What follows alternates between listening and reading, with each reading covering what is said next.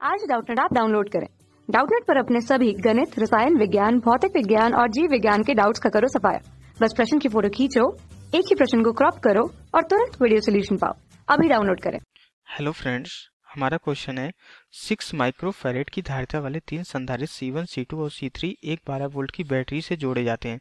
चित्र 4.60 मीन्स हमारे यही चित्र है।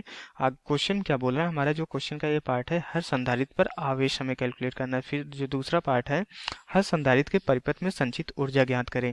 ओके, तो क्वेश्चन को जो है हम फिगर के थ्रू समझते हैं। ये फिगर हमारा क्वेश्चन में गिवन है। तो क्वेश्चन में क्या बोला जा रहा है कि हमारा यहाँ पे जो है C1, C2 और C3 संधारित्र जो है इस तरीके से जो है 12 वोल्ट की बैटरी से जोड़े जाते हैं। तो हमें क्या करना है, हमें हर संधारित्र पर क्या निकालना है, कैलकुलेट करना, आवेश कैलकुलेट करना है। और हमें क्या करना है, सेकंड क्वेश्चन पूछा जा रहा है कि संधारित्रों के परिपथ में हमें क्या कैलकुलेट करना है, संचित ऊर्जा कैलकुलेट करनी है। तो इस पूरे परिपथ में हमें जो संचित ऊर्जा कैलकुलेट करनी है सेकंड वाले पार्ट में।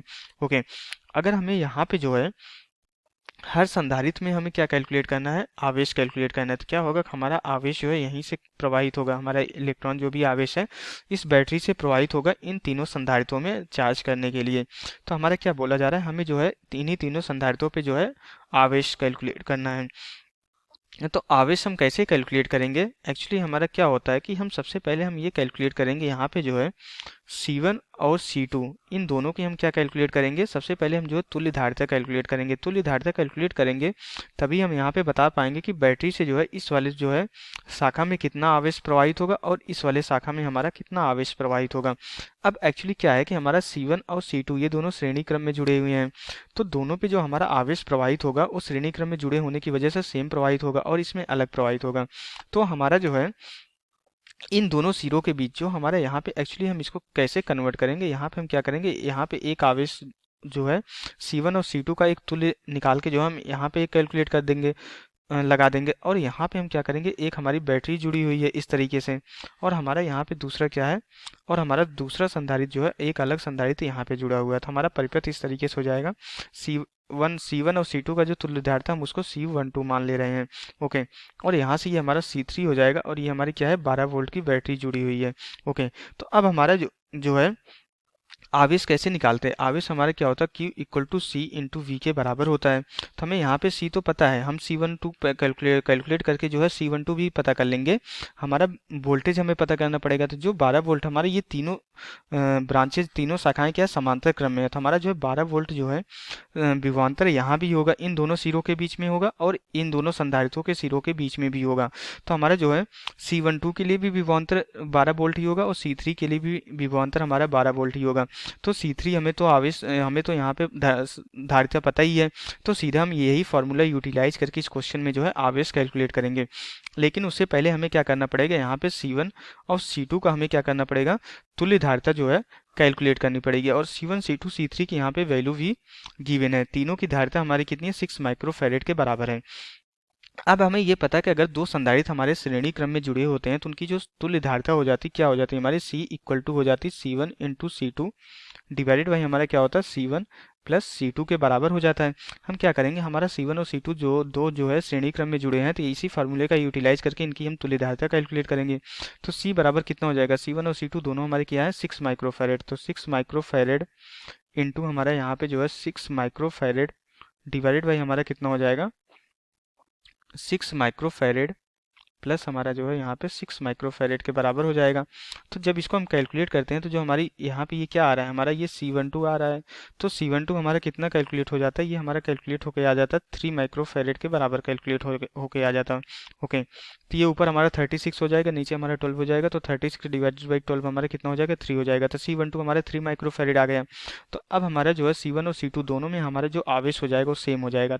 तो दोनों में आवेश हमारा कितना जाएगा, Q1 और Q2 हमारा कितना हो जाएगा, Q1 इक्वल टू Q2 हमारा कितना हो जाएगा, ये हो जाएगा हमारा C12 इंटू वी के बराबर हो जाएगा। तो हमारा कितना हो जाएगा अब यहाँ पे Q12 equal to Q2 equal to हमारा कितना हो जाएगा, C12 हमारा कितना है 3 माइक्रोफैरेड है और V हमारा कितना है 12 वोल्ट है। तो ये कितना हो जाएगा हमारा, इसको कैलकुलेट करने के बाद ये कितना हो जाएगा हमारा 36 माइक्रो कूलाम के बराबर हो जाएगा। तो C1 और C2 धारिता पे जो हमारी संधारित्र पे जो हमारा आवेश होगा कितना होगा 36 माइक्रोकूलाम के बराबर हो जाएगा। और जो C3 पे होगा हमारा C3 पे जो आवेश होगा मीन्स हमारा Q3 कितना हो जाएगा, ये हमारा C3 इंटू V के बराबर हो जाएगा। तो हमारा C3 कितना है, C3 हमारा 6 माइक्रोफेरेड के बराबर है और V हमारा कितना है 12 वोल्ट के बराबर है। तो यहाँ से इसको कैलकुलेट करने के बाद ये कितना हो जाता है हमारा 72 माइक्रोकूलाम के बराबर हो जाता है। तो Q3 हमारा कितना हो जाता है, Q3 हमारा जो है 72 माइक्रोकूलाम के बराबर हो जाता है। तो यहाँ से हमारा जो है पहला क्वेश्चन सॉल्व हो जाता है। हमें हर संधारित्र पे हमारा क्या आ जाता है, आवेश हमने कैलकुलेट कर लिया। 1 और 2 पे हमारा कितना है 36 माइक्रोकूलाम और थर्ड पे हमारा है C3 पे 72 माइक्रोकूलाम। अब हमें क्या करना है, संधारित्र के परिपथ में संचित ऊर्जा निकालनी है। तो हमें ये पता है कि हमारे किसी भी संधारित्र में जो हमारी ऊर्जा संचित होती है कितनी होती है, U इक्वल टू हमारे क्या होता है 1/2 C इंटू वी स्क्वायर के बराबर होता है। तो V तो हमें पता है, हमें C का परिपथ की हमें क्या करना, परिपथ में संचित ऊर्जा कैलकुलेट करनी है। तो मीन्स हमें परिपथ की तुल्य धारिता कैलकुलेट करनी पड़ेगी। ओके, परिपथ की तुल्य धारिता कैसे कैलकुलेट करेंगे, हमने यहाँ पे C1 और C2 की तुल्य धारिता C12 कैलकुलेट कर ली है और C3 हमारा क्या है, ये दोनों एक दूसरे के समांतर क्रम में जुड़े हैं। तो जब दो संधारित्र एक दूसरे के समांतर क्रम में जुड़े होते हैं तो उनकी जो तुल्य धारिता हो जाती है वो कितनी हो जाती है, C1 प्लस C2 के बराबर हो जाती है। तो यही हमारा जो है यही फॉर्मूला यूटिलाइज करके पूरे परिपथ की तुल्य धारिता कैलकुलेट कर लेंगे। तो हमारे यहाँ पे C इक्विवेलेंट कितना हो जाएगा, जो C12 है प्लस हमारा C3 के बराबर हो जाएगा। तो हमारा ये कितना है, C12 हमने कितना कैलकुलेट किया है अभी, C12 हमने कैलकुलेट किया है जो है 3 माइक्रोफेरेड और C3 हमारा कितना है 6 माइक्रोफेरेड के बराबर है। तो हमारे यहाँ पे कितना कैलकुलेट होके आ जाएगा, पूरे परिपथ की जो है तुल्य धारिता हमारी कितनी हो जाएगी, ये हो जाएगी हमारी 9 माइक्रोफेरेड के बराबर हो जाएगा। ओके, यहाँ पे हमारी तुल्य धारिता आ गई। अब यही वाला फार्मूला यूटिलाइज करके हम जो है परिपथ में संचित ऊर्जा कैलकुलेट कर लेंगे। तो यहाँ से U इक्वल टू हमारा कितना हो जाएगा 1/2 into C equivalent into V square के बराबर हो जाएगा। ओके, तो यहाँ से जब इसको हम वैल्यू रखते हैं तो 1/2 इंटू इक्विवेलेंट धारिता हमारी कितनी आई है 9 माइक्रोफेरेड के बराबर आई है, इंटू हमारा V कितना हो जाएगा 12 इंटू 12 के बराबर हो जाएगा, V स्क्वायर क्योंकि हमारा है। तो जब इसको हम कैलकुलेट करते हैं तो हमारा कितना हो जाता है, इसको कैलकुलेट करने के बाद हमारी जो परिपथ में संचित ऊर्जा आती है वो कितनी हो जाती है हमारी 648 माइक्रो जूल के बराबर हो जाती है। तो जो हमारी परिपथ में संचित ऊर्जा हो जाती है कितनी हो जाती है 648 माइक्रो जूल के बराबर हो जाती है। तो यहाँ से हमारा जो है क्वेश्चन कंप्लीट हो जाता है। हमने जो है संचित परिपथ में जो संचित ऊर्जा भी निकाली और हर संधारित्र पे आवेश भी कैलकुलेट कर लिया। हमने जो है सारे कंसेप्ट को बताते हुए बताया कि क्वेश्चन को किस तरीके से हमने सॉल्व किया है। तो यहाँ से हमारा जो है क्वेश्चन कंप्लीट हो जाता है। Okay, thank you.